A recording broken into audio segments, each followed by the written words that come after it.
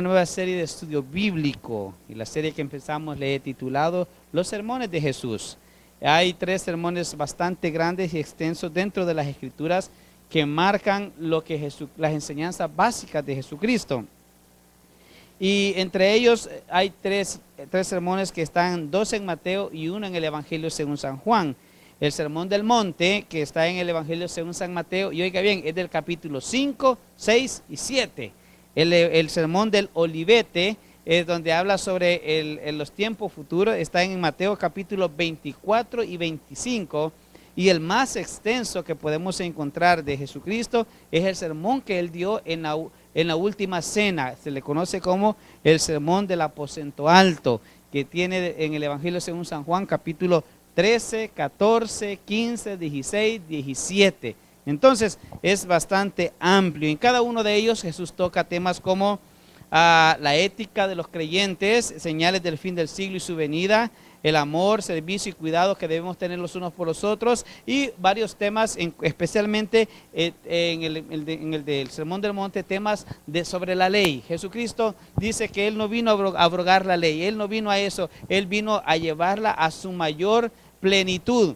Y cuando hubo una persona por ahí que dijo, ¿sabe qué? Mi estilo de vida es al estilo de vida del Sermón del Monte, ¿verdad? Entonces, cuando usted oiga decir a una persona que él toma como principios el Sermón del Monte, significa que él necesita la gracia, porque el Sermón del Monte es algo que nadie sobre esta tierra puede llegar a cumplir a su exactitud, ¿verdad? Porque siempre va a haber algo que se va a salir o que no vamos a poder cumplir. Por eso es que necesitamos de la gracia. Porque cuando no cumplimos uno de los mandamientos, ahí donde entra la gracia de Dios, y donde entra el perdón de pecados, donde entra la misericordia, y entra todas esas cosas que nos llevan hacia el nuevo nacimiento. Así es que en esta noche, a este estudio le he titulado El carácter de los súbditos. ¿Usted sabe qué es un súbdito? ¿Alguien sabe qué es un súbdito? A ver.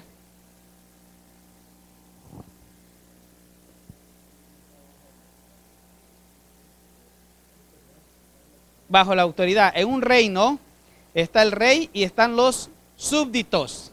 Entonces los súbditos son ¿quiénes? Los miembros del reino. Entonces vamos a hablar sobre el carácter de los súbditos o de los miembros del reino. Vaya conmigo allí, Mateo capítulo 5.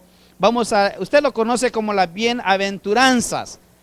Los primeros 12 versículos de este capítulo. Vamos a estudiar capítulo 5, 6, 7, pero no lo vamos a estudiar todo en una sola noche, ¿verdad? Necesitamos tiempo. Es como estaba leyendo un poco sobre esto y decían algunos comentaristas de que es posible que Jesús no haya predicado todo este sermón, estos 3 capítulos en un solo día. Hay otros que dicen que sí, porque hay una evidencia al final del capítulo 7 que dice, y les enseñaba como quien tiene autoridad. La gente se quedaba maravillado de él.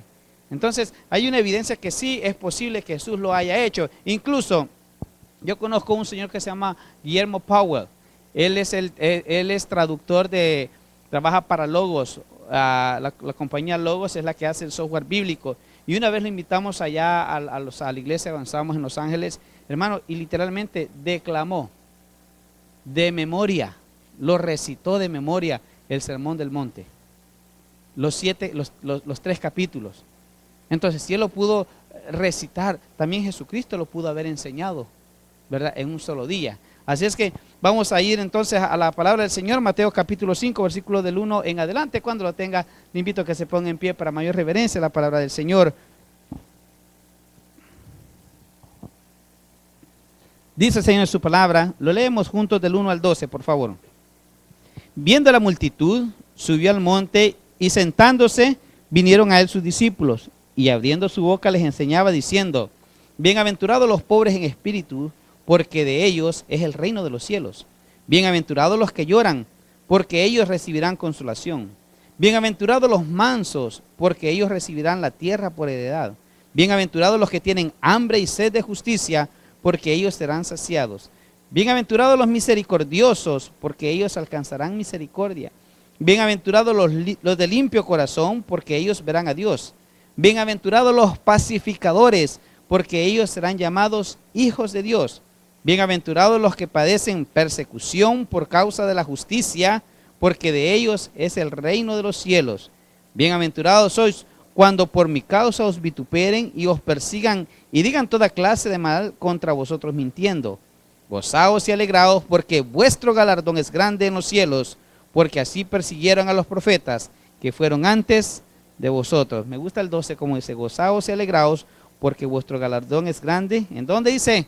En los cielos. Vamos a orar. Padre, gracias te damos en esta noche por tu palabra. Suplicamos tu bendición, que podamos aprender, Señor, primeramente, y que podamos practicar, Señor, también, Señor. Lo importante de todo esto, Señor, es que podamos llevarlo a la práctica, Señor, no solamente guardarlo en nuestra mente como información, Señor, sino que podamos practicarlo en un diario vivir, Señor. Suplicamos que tu Espíritu Santo nos prepare nuestras mentes, prepare nuestros corazones, que tu Espíritu Santo, Señor, quite de nosotros todo estorbo, Señor, que nos haga o que nos impida, Señor, poder estar atento a lo que tú nos vas a enseñar en esta noche. Gracias te damos, Señor, en el nombre de Jesús. Amén y amén. Pueden tomar sus asientos. 5 de noviembre de 1996. Edad 21 años. No, como 6 de enero del 96. Su servidor tenía que 21 años, andábamos tremendos todavía. Y ya medio queríamos componernos, ¿verdad? Y pues me arrestaron esa vez. Y estando en la cárcel, en las Bartolinas de Apopa, llegaron las hermanitas, y por eso, hermanos, que yo le doy gracias a Dios por los ministerios de estas iglesias que visitan a los presos. Me regalaron un Nuevo Testamento. Yo, lejos de Dios, sin conocer del Evangelio, había leído, había estudiado y todo eso, pero nada que ver. Y le dije al Señor, si tú me sacas, le dije, yo te voy a seguir. Salí 10 días después, sin cargo, sin nada, todo. Pero pues, al salir usted sabe que a uno se le olvida. Y pues traté de buscar un trabajo, me puse a trabajar, terminé de estudiar. Yo recuerdo que el 5 de noviembre de ese mismo año, iba por primera vez formalmente a una iglesia evangélica. Y en la iglesia evangélica donde estaban predicando, el pastor estaba precisamente predicando de este texto bíblico, Mateo capítulo 5, en el versículo 6. Bienaventurados los que tienen hambre y sed de justicia, porque ellos serán saciados. De ese versículo yo me agarré para que el Señor hiciera el trabajo en mi vida. Y fue cuando yo me comprometí 10 meses antes. Y cuando fui a la iglesia, precisamente de ese mismo versículo estaban predicando. Y el Espíritu Santo me recordó, ¿te acuerdas la promesa que hiciste? Y ese día yo entregué mi vida a Cristo. Y desde ese día, no le voy a decir que he sido el mejor cristiano del mundo. No, pero hubieron cambios sustanciales en mi vida. ¿Por qué se lo menciono? Porque a veces nosotros tomamos una cita bíblica y la hacemos nuestra y la llevamos a la vida diaria. Y de eso se trata este estudio bíblico, en que podamos tomarlo y llevarlo a la vida diaria y que pueda haber cambios sustanciales en nuestra vida. Y el primero de los sermones que vamos a estudiar en esta noche se le conoce como el Sermón del Monte. Yo no sabía ni cómo se le llamaba, ni sabía qué significaba eso. Lo único que yo quería era justicia. Y ahora entiendo que si me hubieran hecho justicia, hermano, tal vez nunca hubiera salido de la cárcel. Entonces, ¿qué hizo Dios conmigo? Tuvo misericordia. Ahora, a este sermón se le conoce como el Sermón del Monte porque fue predicado sobre una colina. Jesús estaba en una colina cerca de la ciudad de Capernaum, y Capernaum era la ciudad que Jesús había tomado como base para poder predicar. Era una ciudad marítima, era una ciudad comercial, por ahí pasaban los que iban para Roma, los que iban para Jerusalén, por ahí pasaba todo el mundo. Entonces era un lugar estratégico para la propagación del Evangelio. Y este sermón, de acuerdo al capítulo 5, versículo 1, está dirigido a los discípulos y a la gente que estaba conociendo. Mire lo que dice el versículo 1. Viendo la multitud, subió al monte. ¿A quién vio primero? Dice, a la gente. Y luego dice, y sentándose, vinieron a él sus discípulos. Y el 2 dice, abriendo su boca, les enseñaba diciendo. Entonces, es un sermón que no solamente es para los creyentes o los que hemos puesto nuestra fe en Cristo, sino también para aquellos que no conocen de Cristo y que tienen de alguna manera, tal vez no el deseo, pero quieren conocer un poco más de cómo poder alcanzar una vida buena aquí en la tierra. Lo que no saben es que alcanzar una vida buena aquí en la tierra significa alejarse de Dios. Porque cuando usted viene a los pies de Cristo, es imposible que su vida sea buena. Imposible que su vida sea bastante fácil. Es más, lo dice el versículo 12, gozáis y alegraos porque vuestro galardón es grande. El 11 dice, bienaventurados por mi causa os vituperen y os persigan. O sea, prácticamente les está diciendo que seguir a Cristo no va a ser, hacer las cosas bien no va a ser fácil. Sin embargo, si nos esforzamos para poder hacerlas, simple y sencillamente va a haber una recompensa para eso. El apóstol Mateo, o el evangelista, como otros lo conocen, quien escribió este evangelio, él registra magistralmente las enseñanzas que Jesús daba y las ordenaba. Y en él registró que Jesús proclamó su actitud hacia la ley, la posición social, la autoridad y el dinero no son importantes en el reino de Dios, y lo que importa es nada más la obediencia de un corazón fiel. Y si usted lo va a revisar, lo vamos a revisar despacito y vamos a ir viendo que la obediencia tiene mucho que ver en esto. El problema es que en esa época que Jesús estaba diciendo esto, había una secta que nosotros conocemos como los fariseos, los doctores de la ley, hombres doctos que conocían la escritura y la recitaban de memoria y practicaban el judaísmo. Sin embargo, cuando Jesús pronuncia este sermón, los desafía al orgullo, el orgullo de los líderes religiosos legalistas desde entonces, porque ellos querían enfrascar a las personas dentro de un marco, ¿verdad? Dentro de una ley que los llegaba a ser hasta cierto punto fanáticos. Imagínense esto. Ellos hablaban del día de reposo. Y en el día de reposo para ellos no podían cargar nada. Es más, si llevaban un bebé, el bebé no tenía que traer nada encima porque si no estaban trabajando. O sea, lo llevaban al extremo. Entonces Jesús comienza a hablar de eso. Y comienza a tocar ese orgullo y es cuando nosotros, el Evangelio, la palabra de Dios, nos comienza a mover aquello que nosotros supuestamente hemos creído por mucho tiempo, y cuando lo comenzamos a revisar despacio, comenzamos a ver que es otro sentido el que tiene. Lo que Jesús enseñó en este sermón era un llamado a regresar al mensaje de los profetas del Antiguo Testamento, que enseñaba la obediencia de corazón, que es más importante que la observancia legalista de cualquier ritual. Para muchos este sermón pronunciado por Cristo es algo inalcanzable. Y le voy a ser honesto, cuando usted y yo lo leamos, y leamos versículos como el 17, vaya conmigo al 17, dice, no penséis que he venido para abrogar la ley o los profetas, no he venido para abrogar, sino para cumplir. Cuando leemos el 21, donde dice, oíste que fue dicho a los antiguos, no matarás, y cualquiera que matare será culpable de juicio, pero yo os digo que cualquiera que se enoje contra su hermano será culpable de juicio. Está hablando de poder llevar la ley a su máxima expresión, y para muchos dice, ¿cómo es posible que voy a poder cumplir ese mandamiento? ¿Cómo es posible de que yo no pueda enojarme con alguien? Pues si ahí dice que si me enojo con alguien estoy llevándolo, estoy cometiendo lo mismo como que si he matado a una persona. Para muchos esto es inalcanzable, y ciertamente es inalcanzable para el hombre natural, la persona que no tiene el Espíritu Santo.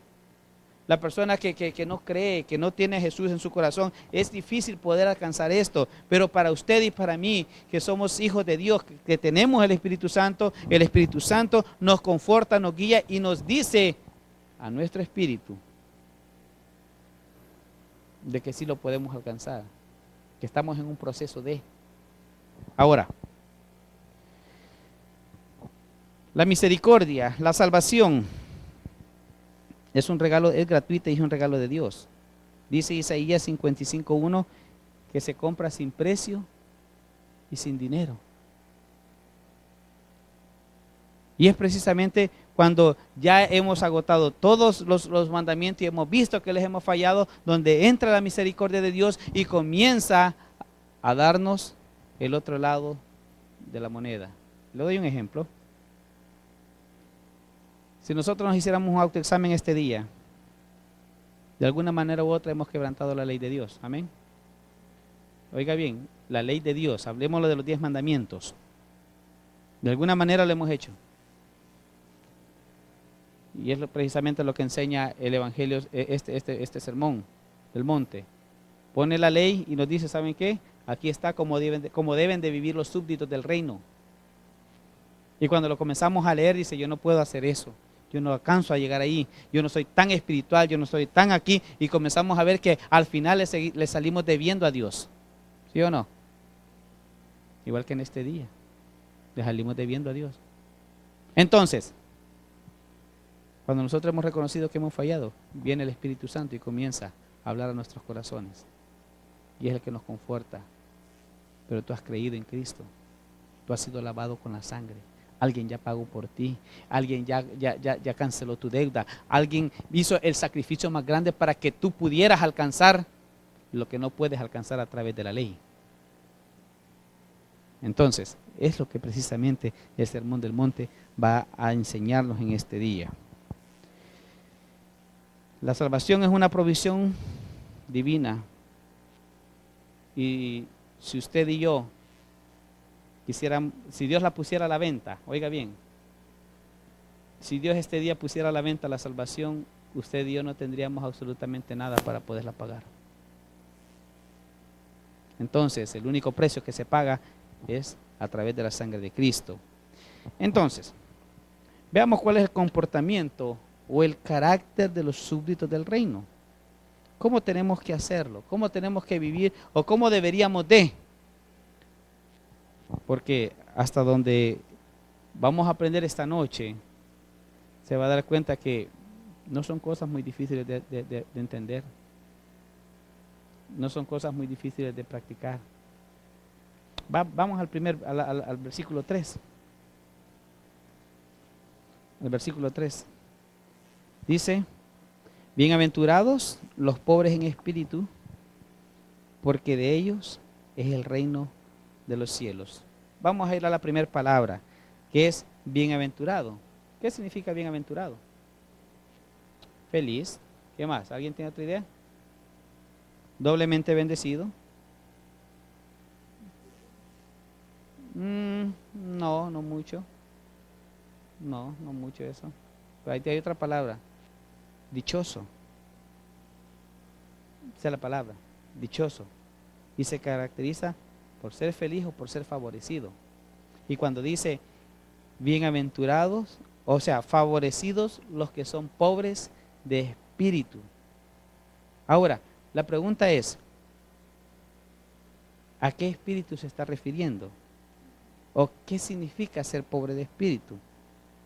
Bueno, la pobreza espiritual a la que se refiere este versículo es a lo contrario de la jactancia, de la altivez, del engreimiento, de la autosuficiencia que el mundo tanto admira y alaba. Cuando usted y yo estamos del otro lado de esas características. Por ejemplo, cuando alguien es demasiado soberbio, ¿verdad? No le podemos decir que es un bienaventurado pobre en espíritu, porque tiene ese problema de la soberbia. Cuando alguien tiene el problema de la autosuficiencia, cuando alguien está engreído, ¿cómo traducimos engreído? Creído, ¿verdad?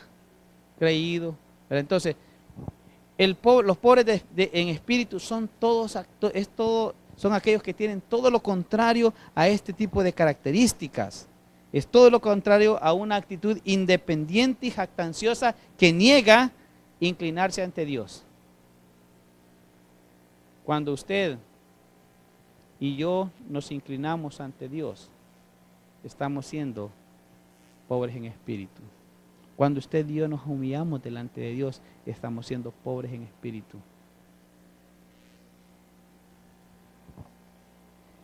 El ser pobre en espíritu es darse cuenta que no tenemos nada El ser pobres en espíritu es que darnos cuenta que no somos nada y que no podemos hacer nada y que necesitamos todo.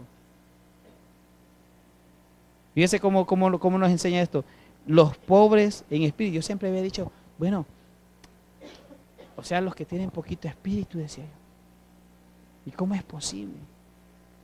Pero cuando ya nos sentamos a escudriñar un poquito más, nos vamos dando cuenta, son aquellos que han ido vaciándose de todas aquellas actitudes en el corazón, dejando un espacio para que lo llene el Espíritu Santo. Por eso dice, bienaventurados los pobres en espíritu, porque de ellos es el reino de los cielos.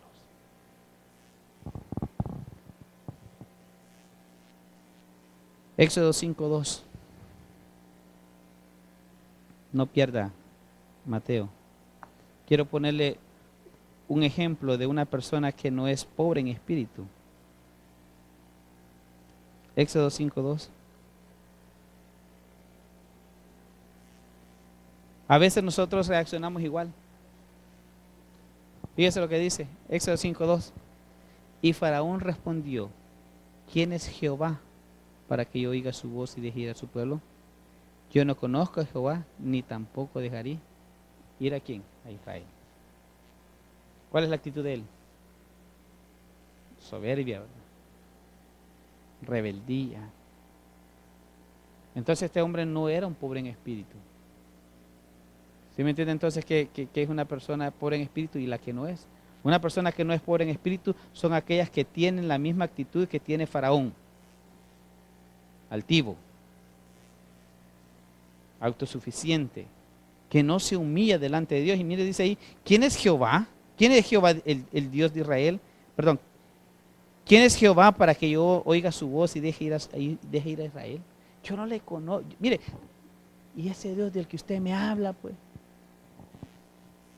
Estamos hablando de personas que no se han humillado delante de Dios, que piensan que no necesitan de Dios. Entonces, cuando usted se humilla, cuando yo me humillo delante de Dios, estoy viniendo a ser un bienaventurado pobre de espíritu. Y es lo que nos está enseñando esta noche el texto. Ser pobre en espíritu, darnos cuenta que lo que somos, lo que tenemos, o lo que hemos sido, o lo que vamos a tener, no cuenta para poder alcanzar la gracia de Dios. La pobreza espiritual es evidente en una persona cuando ésta se humilla delante de Dios y reconoce su impotencia. Yo siempre he dicho, porque me han preguntado, bueno, ¿y por qué venimos a pedirle a Dios, pues? ¿Acaso Dios no ya sabe nuestras necesidades y sabe cuál es mi respuesta? Porque son tan teólogos que dicen, no, pues Dios es omnipotente, Dios es omnisciente, Dios lo sabe todo, Él conoce lo que yo tengo, lo que yo necesito. Entonces, ¿por qué tengo que orar? ¿Y sabe usted que cuando nosotros hacemos una oración de petición, estamos diciéndole a Él que nosotros no podemos? Aunque tú ya sabes, aunque Él ya lo sabe, nosotros venimos y decimos, Señor, si ya sabes que yo necesito esto, que yo no puedo hacer esto, ¿por qué no me echas una manita? Es cuando usted humilla su corazón delante de Dios. Es cuando usted viene a ser un pobre en espíritu, cuando usted y yo comenzamos a despojarnos de aquello que llena el corazón, pero que no nos hace bien.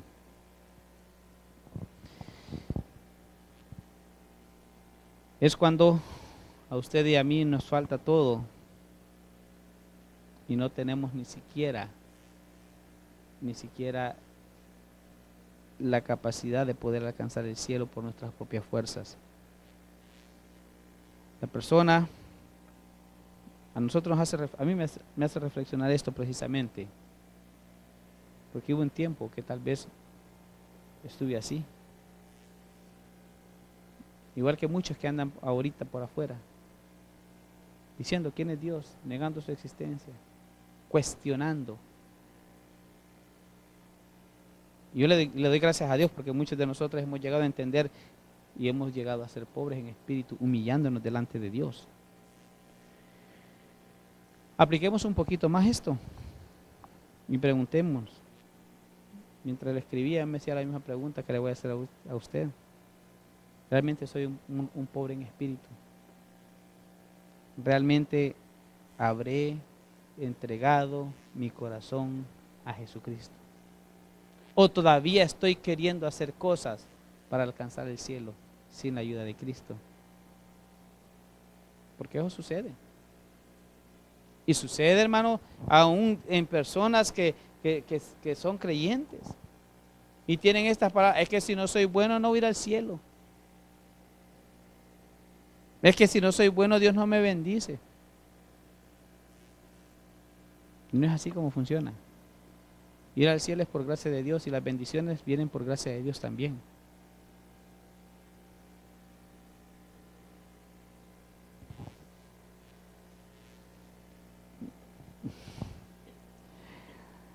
¿O acaso seré a veces como el faraón, que aún viendo las maravillas me pregunto quién es Dios? ¿O acaso soy como faraón, que aún viendo que ¿sabe una de las características de Faraón? Faraón estaba viendo que su pueblo estaba siendo destruido y aún así no se doblegaba. Faraón estaba viendo de que se habían muerto los animales, ya no tenían cosechas, que el río estaba infestado, que tenían problemas de plaga en sus casas y aún así no doblegaba. Y a veces estamos con la misma condición, estamos viendo que están llegando los problemas y los problemas y los problemas y los problemas y no doblegamos nuestro corazón a Dios.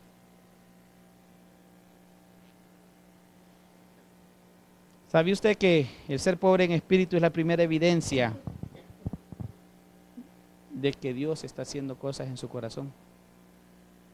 Le voy a dar un ejemplo más práctico. Lucas 15:14. Ahí adelantito. Usted conoce esta parábola.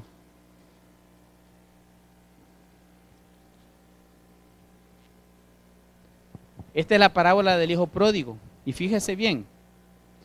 Dice la Biblia en este capítulo 15 de que el hijo pródigo era el menor de 2 hijos y que le pidió todo lo que le correspondía a su padre. Y dentro de la cultura el padre no tenía por qué dárselo, pero el padre en su amor vino y le dio la parte que le correspondía y se fue. Y dice el versículo 14, y cuando todo lo hubo malgastado, vino una gran hambre en aquella provincia. ¿Y qué dice?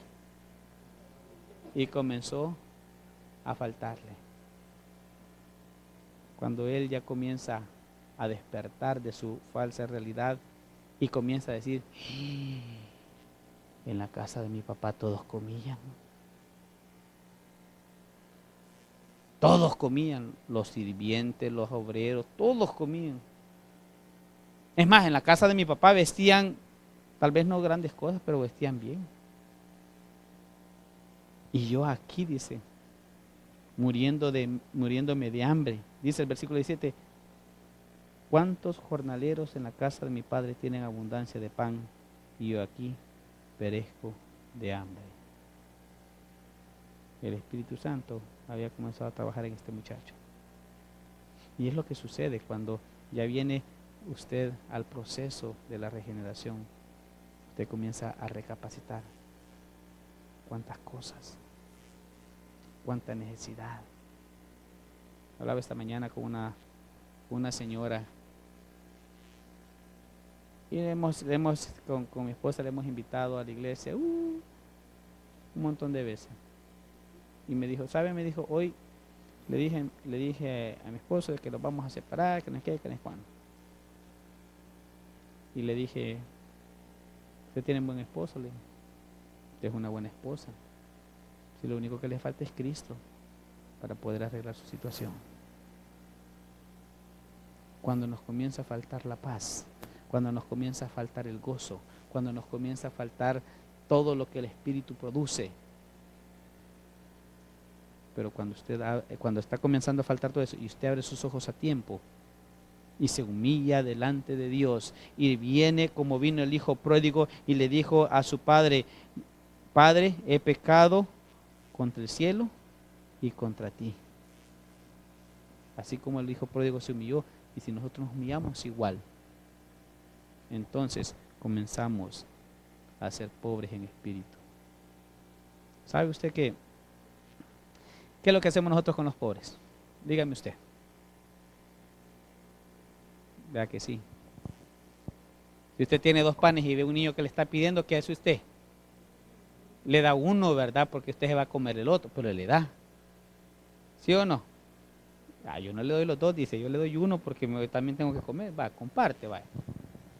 Si usted ve una persona que está necesitando ayuda y usted tiene cómo, usted lo hace, ¿verdad que sí? Así lo hace. De la misma manera funciona con Cristo. Cuando usted se declara pobre espiritual delante de Dios, Él le va a extender la mano. No. Pero si usted ve que una persona anda un celular, anda con lentes como los que me parecen allá en Los Ángeles, ¿verdad? Con celular, con lentes y todo, con buenos zapatos y pidiendo dinero. ¿Qué hace usted? ¿Verdad que no le da? Así es también Cristo con aquellos que se sienten autosuficientes. Señor, bendíceme, pero ya sabes. Ese ya sabes hacer la diferencia. Igual, funciona. Cuando usted se declara que le falta, es cuando Dios comienza a darle. Cuando usted comienza a decirle, Señor, yo no puedo. Yo no sé cómo hacer esto, pero yo sé que tú me puedes ayudar. Una mañana estaba, en mi tiempo de mi devocional, estaba, Señor, por favor, dame gracias, porque cada vez que voy a la oficina hay un lío. ¿Qué pasó aquí? ¿Qué pasó allá? Señor, dame gracias, Señor, dame gracias, Señor, dame gracias, Señor, dame gracias. Y vas a pedirle gracias con mi jefe, pues.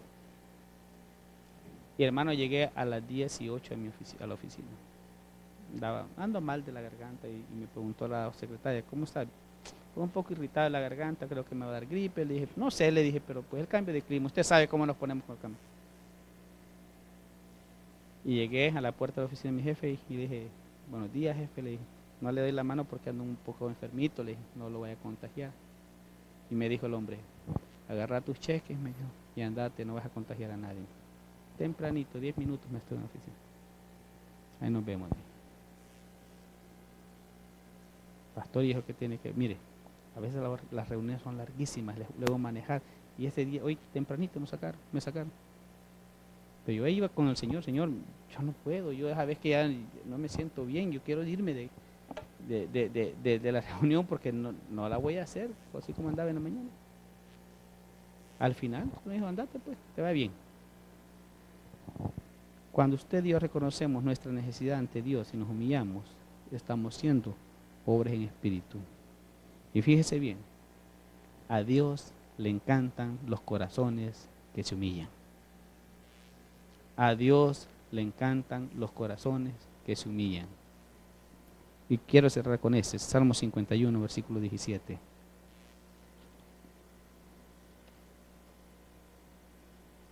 Mire, y eso sucede en todos lados. Si usted se humilla delante de su adversario, hermano, no le hace nada. Le sale un ladrón y le quiere quitar, y si usted se opone al ladrón, ¿qué le va a hacer el ladrón? Lo va a golpear. No, mira, pues está bueno, pues pero déjame para el bajan que sea, tal vez le regrese $1. Pero usted se humilló. En la casa, cuando estamos ahí, el esposo y la esposa acá y estamos bien entrados, acá uno tiene que humillarse para que las cosas bajen. Uno necesita.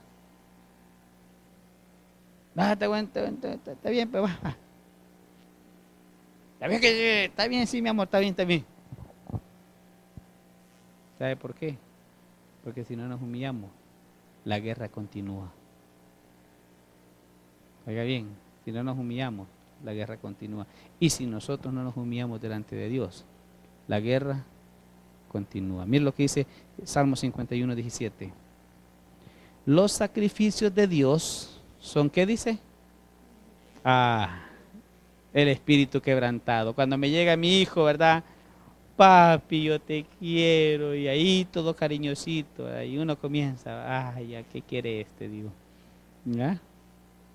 Mire, el espíritu quebrantado, al corazón contrito y humillado, no desprecias tú, oh Dios. Cuando usted viene delante de Él con un espíritu quebrantado, un corazón contrito y humillado, Él no lo va a despreciar. Entonces, si así venimos a Dios, somos entonces pobres en espíritu. Y mire la bendición de ser pobre en espíritu. Dice ya Mateo 5:3, bienaventurados los pobres en espíritu. O sea, en otras palabras, bienaventurados todos aquellos que se humillan delante de Dios, porque de ellos es el reino de los cielos. Denle un fuerte aplauso a nuestro Dios.